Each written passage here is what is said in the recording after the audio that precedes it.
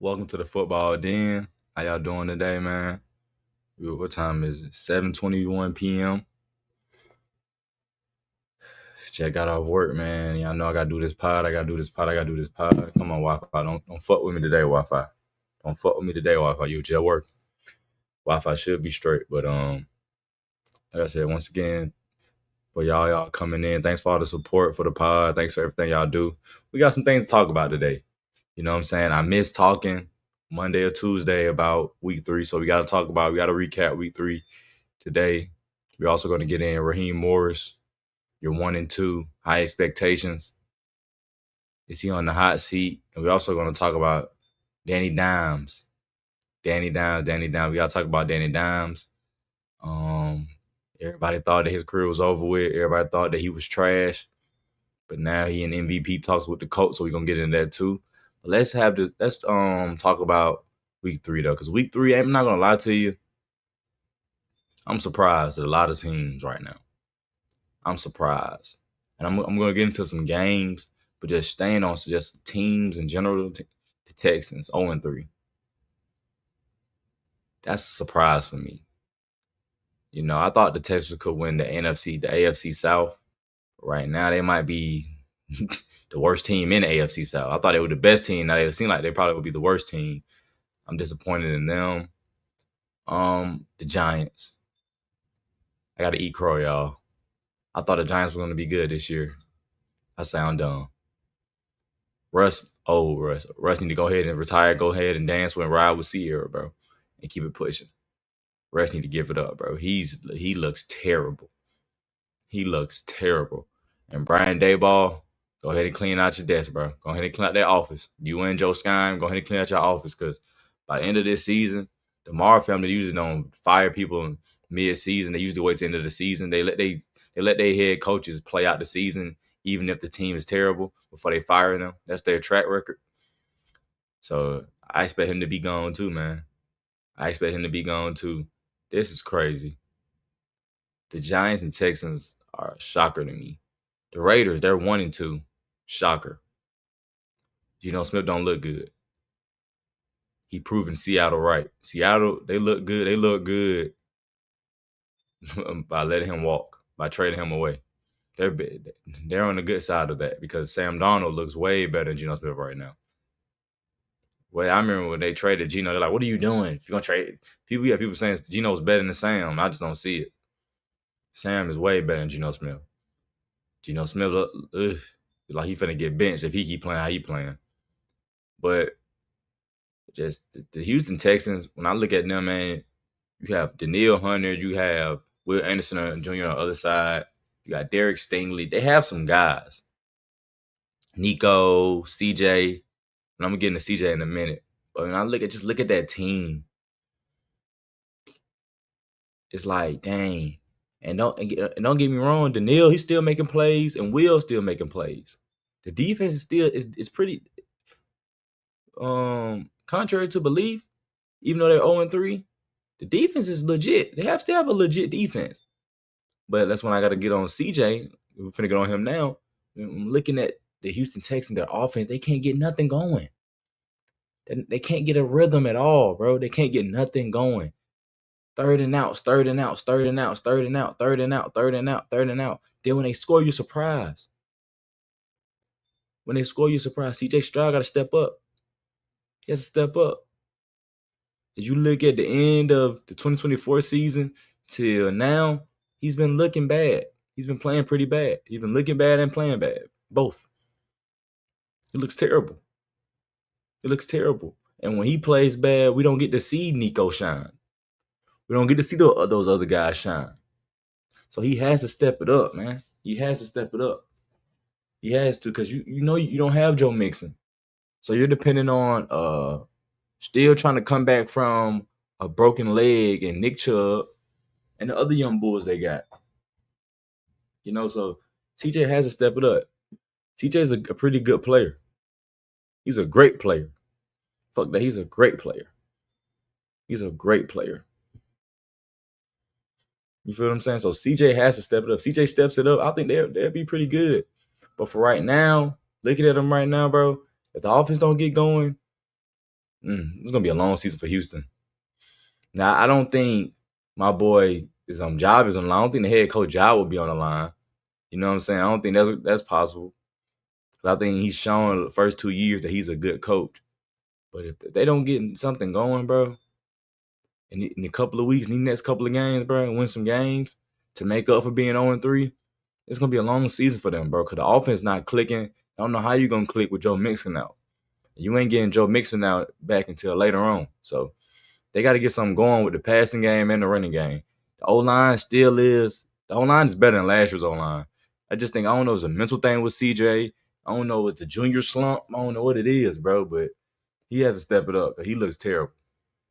And he's not playing up to his potential. Because we've seen him play up to his potential. And he is pretty good. So I wish him nothing but the best. But Houston has to step it up. The Giants. Let's get into the Giants, man. Russell Wilson, come on, bro. Come on, Russ. Come on, Russ. Come on, Russ. Russ don't even run out the pocket no more, bro. Russ like a little baby. You know what I'm saying? Like, come on, bro. Hold on.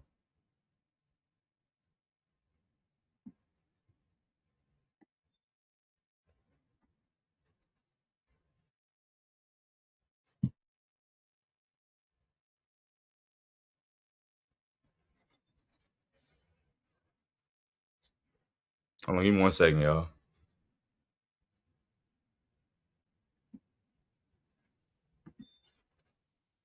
What the hell?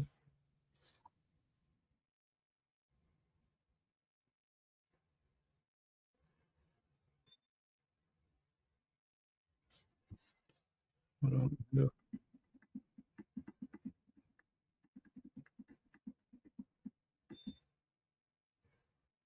Hold on, y'all. See.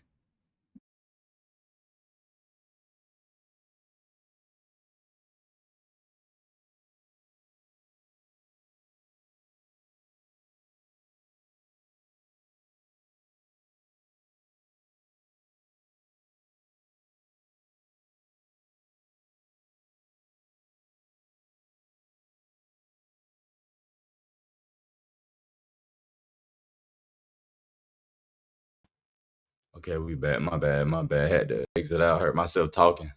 One of the videos on my stream y'all was playing from another tab. That's on me. My bad. Let's get back to it though. What I was saying, yeah, come on, Russ. When I'm looking at Russell Wilson, bro, I just don't see it, bro. I just don't see it no more. He needs to retire. Russ has to retire, bro. He looked terrible against Kansas City. He looked so bad. Chris Jones didn't want his jersey. Chris Jones asked for that man jersey for years. A big fan of Russell. He saw Russell play. He like, I'm good, dog.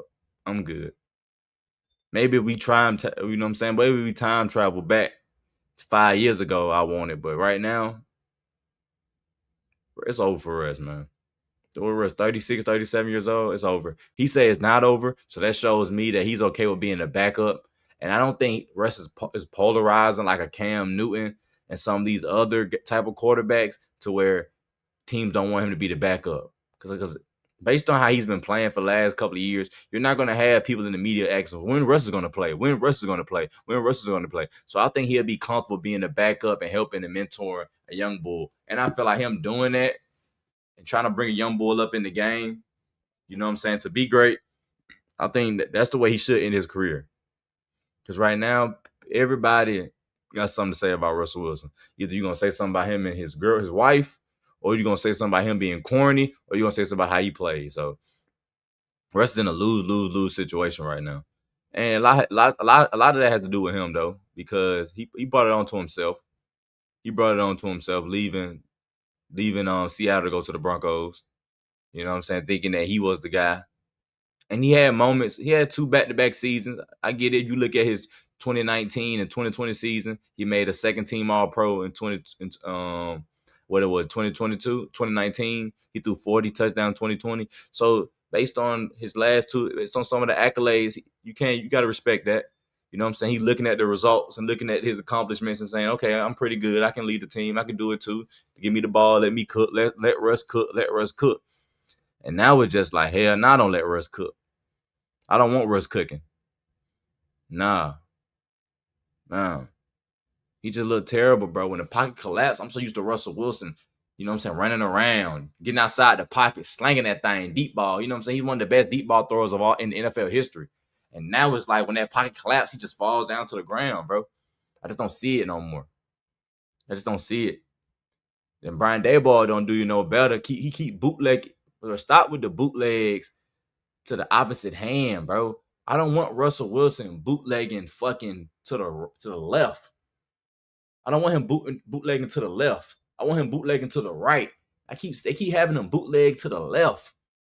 No, let him bootleg to the right. That makes more sense. He's right-handed. He's not a left-handed quarterback. He's right-handed. They keep letting him bootleg to the left. No, they got him bootlegging to the right. Don't stop letting him bootleg to the right. No, it's left. It's left. I'm tripping. They got him bootlegging to the left too much, in my opinion. And I don't like that, bro. Like, play actions. Get on some play actions. Let's run the fucking ball. Let's get Scatterboo more involved.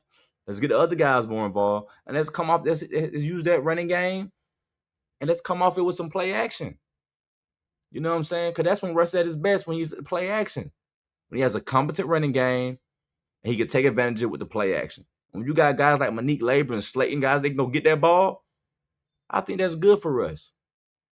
I think that makes him comfortable, and I think that brings out the confidence in him because he knows that's his speed, that's his skill set to throw that ball down the field. Risk it for the biscuit. And now we're looking at a situation to where he's benched. He's benched. He's done. Russell Wilson, to me, is done for the season. He's done. He says he still wants to play in the league, which shows me, like I say, he's comfortable being the backup. But they're going to get a young boy Jackson Dart opportunity. They're going to get a young boy Jackson Dart opportunity. And I think he deserves it. It's the right call. It's the right call. But Russ, he's been underwhelming. He's been very underwhelming. And if I'm Brian Daboll, bro, it's like, how long can you keep up with that? You know what I'm saying? How long can you keep up with a nigga just fucking up every time? Making bad plays, not taking advantage of opportunities, just settling down, sitting down, just letting the pocket collapse, not moving out the pocket, just falling down like he old. He's old, bro. Aaron Rodgers and Tom Brady look good at that age. Russell Wilson at 37 looks old. Oh, I know he had that one game with the Cowboys, but he in NFL. He gonna have games like that. He's still Russell Wilson, but he's having more poor moments than great moments. So I just think it was the right call for the Giants to say, you know what, let's promote Jackson Dart as a starter, and Russ will be the backup. It just makes sense, in my opinion. You just have to, bro. You have to make that decision. You're gonna lose the team, bro. You're gonna lose the team. And people can say, oh, they play the Chargers next. So what, bro? So what? So what? Let the rookie go out there. You know what I'm saying? And let him play. Let him play. And see what he can do behind that O-line with them weapons. So I'm rooting for Jackson Dart. So Russ Wilson's one of my favorite quarterbacks of all time. He's on my favorite quarterback list. So I feel for him on that aspect. But for the aspect of just his play, nah, it's the right move. You can't feel bad, bro. You can't feel bad. We're just talking about his play. It was the right move. You got to bench him. You're going to lose the team. You got to bench Russ. So it is what it is. Russ will be all right. He's a grown man. Jackson Dart, it's your time. It's your start. We're going to see what you can do, my boy. Shout out to you. The next game I want to get into, the Bengals and Miami. The Bengals and Minnesota. Minnesota put a spanking on the Bengals. 48-10. Browning looked terrible. 3 fumbles. Back to back to back. Jamar Chase fumble. Noah Fant fumble. I think quarterback fumble. And he threw 2 interceptions. It was just a bad night and a bad day for motherfucking Cincinnati Bengals. They're not making the playoffs. They're not making the playoffs, bro. And it sucks, bro. Because Joe Burrow reminded me of Carson Wentz. Not Carson Wentz, Carson Palmer. Nigga always injured, bro. Always injured. And they say you out for 3 months. You're basically out for the fucking season. Basically out for the season. So that's done. That's over with, you know. But when I'm looking at Cincinnati, overall as a team, you have to trade for a quarterback.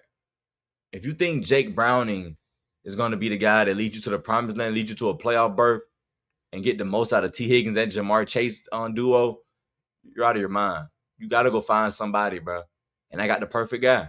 And I've been hearing some people talk about it, some people don't. Jameis Winston.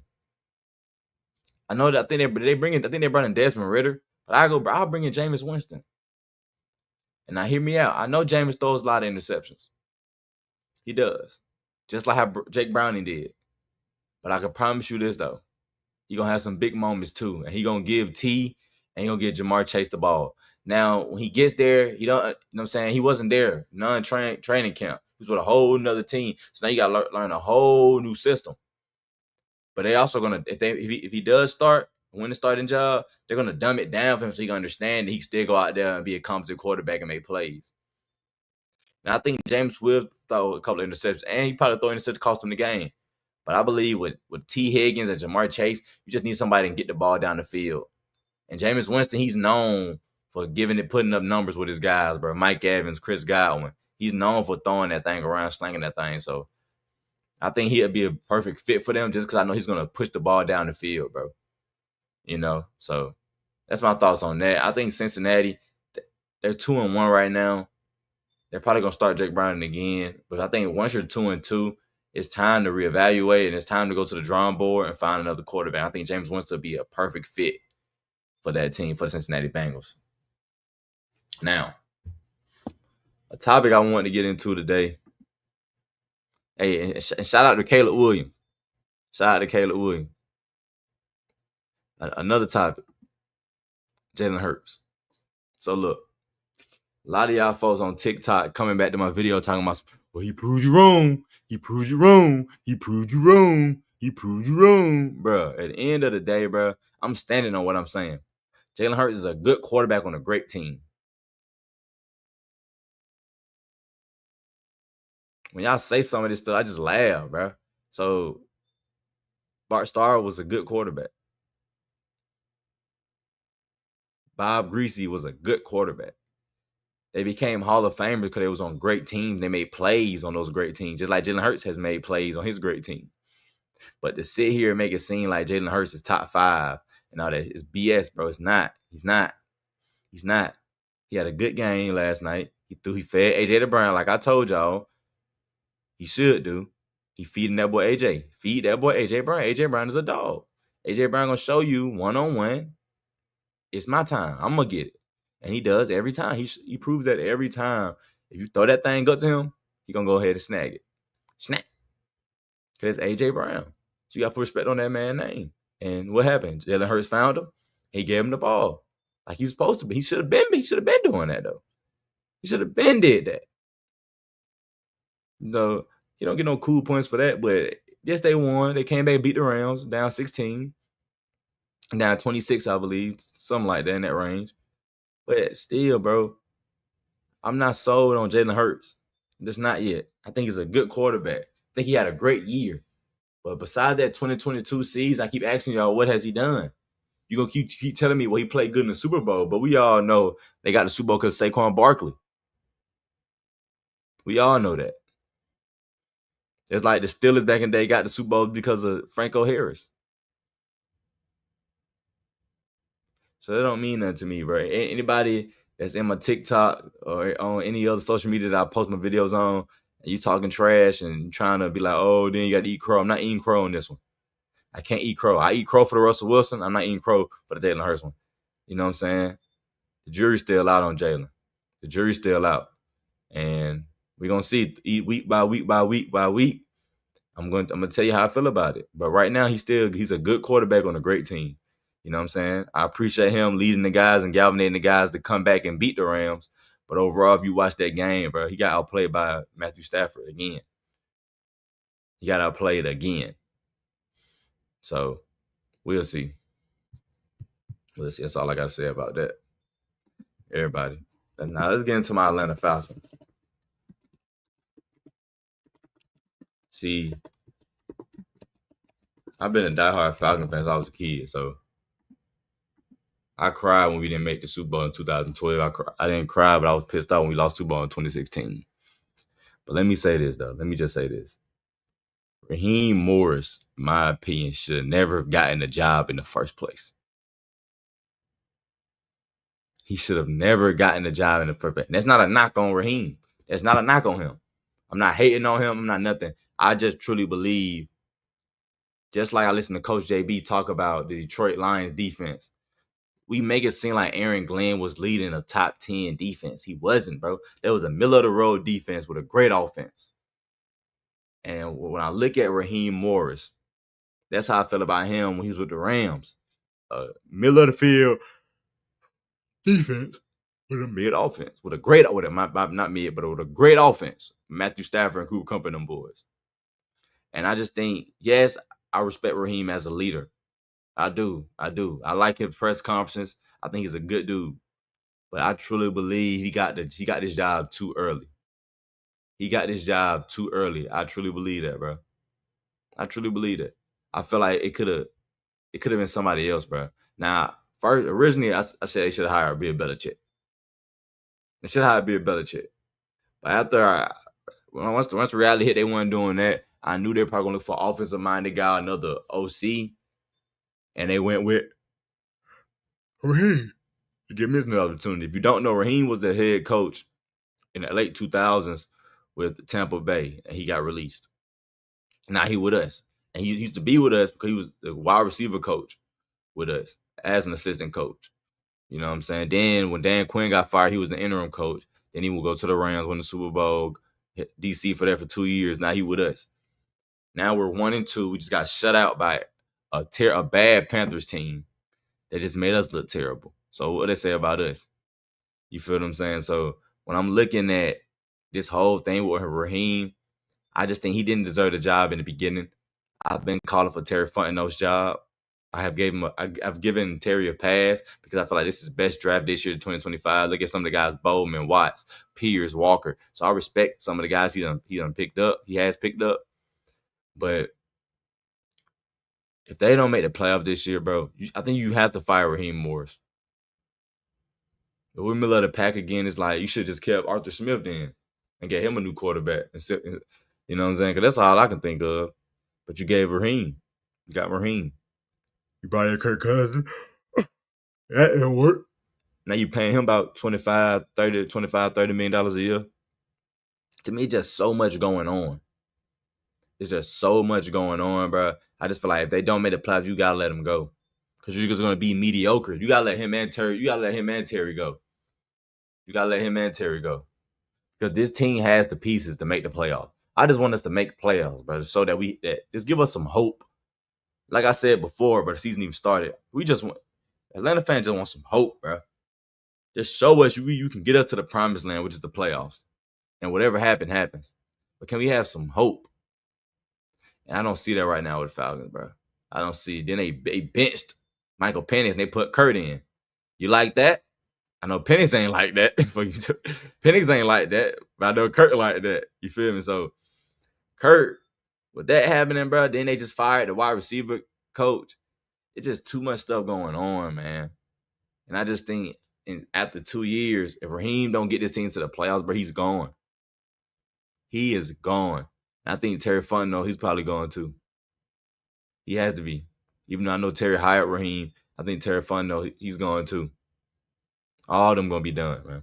So they just got to get their shit together, because if they don't, Raheem will be out. He will be out. They're not playing games. And Arthur Blank, he's not scared to fire you mid-season. He's not. We've seen him do that.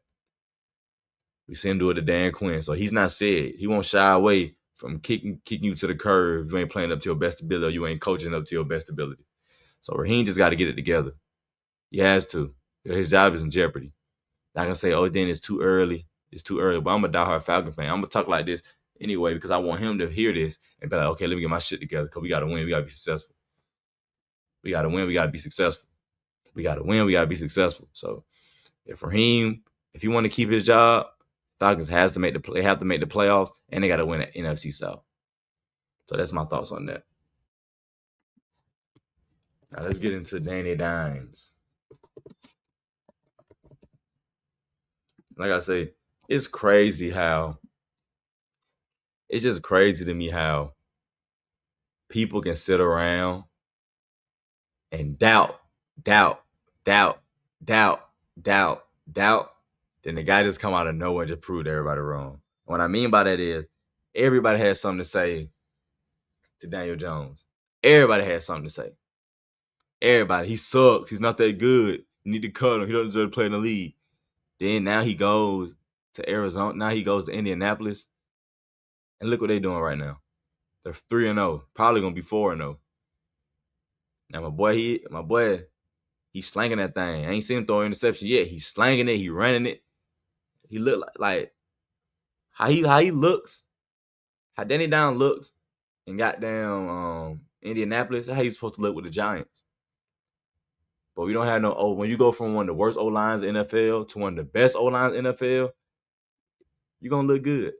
You're gonna look good. But I just can't wait to see when he goes against teams, they're gonna put that pressure on him. Can he still make the right throws and not throw a pick six that we're used to? You know what I'm saying? He loved throwing pick six, but he ain't got no arm, so I don't see that.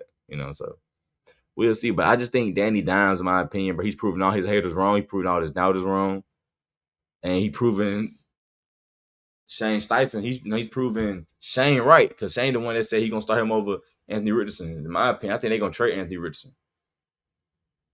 Either they're going to trade Anthony Richardson or they're going to trade him and he's going to change his position to something else. But he's not a good quarterback. He's not a good quarterback. And y'all wasting Jonathan Taylor Prime, Zaire Williams, Zaire Franklin, a lot of those young bulls. Y'all wasting their prime trying to focus on stuff that don't matter.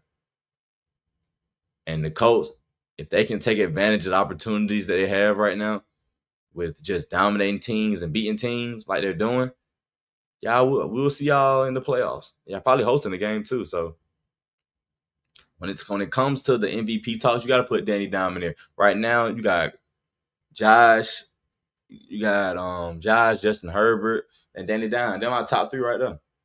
Josh, Justin Herbert, and Danny Dimes.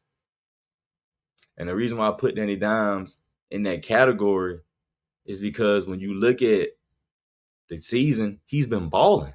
From day one, he's just been balling. They beat this crap out of the Dolphins. Then they go ahead and they beat Titans. Now they just go ahead and beat. Then they just came and they played before the Titans. They beat the Broncos, Sean Payton, the Broncos. Then they go ahead and they just beat the Titans. Now they're 3-0. Now the schedule's going to get tougher. Now the schedule's going to get tougher. Don't get me wrong. But at the end of the day, I just hope when it comes to the Colts, bro, I just hope that the O-line can stay healthy. The key defenders on the defense can stay healthy.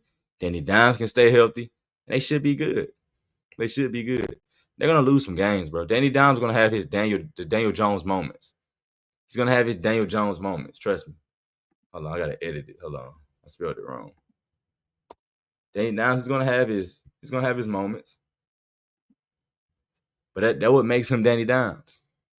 That's what makes him Danny Dimes. But hopefully he has more positive plays and more impactful plays than plays that make you scratch your head and say, get this nigga out of the game. What the hell is he doing? And Daniel Jones can do that to you. If you look at his history, he can do that to you to where he's playing. You just like, why is he that bad? But right now, I'm like, okay, dang, he made that throw. Damn, okay. That boy can play. Okay, that boy can, okay, Danny. Okay. That's how I am now. Back then, I was just like, oh my God, this dude is so exhausting. Oh, he's so underwhelmed. Look at he just keep throwing picks. Keep throwing, keep throwing picks. Then when I'm looking at him now, I don't see him throwing the pick, 8 touchdowns, running, slanging that thing. He's playing as a complete player, being a great leader for the team. So I salute Danny Dimes, bro. And I hope that you have a great season. You stay healthy, and we get to see you back in the playoffs since 2022. So, guys, that's my thoughts today. I appreciate y'all for rocking with me. Y'all will see me later on today on that Be Like That podcast with the guys. If they don't join, just be me. We're gonna have a great time. We got some great topics to talk about. I appreciate everybody that watched the football den.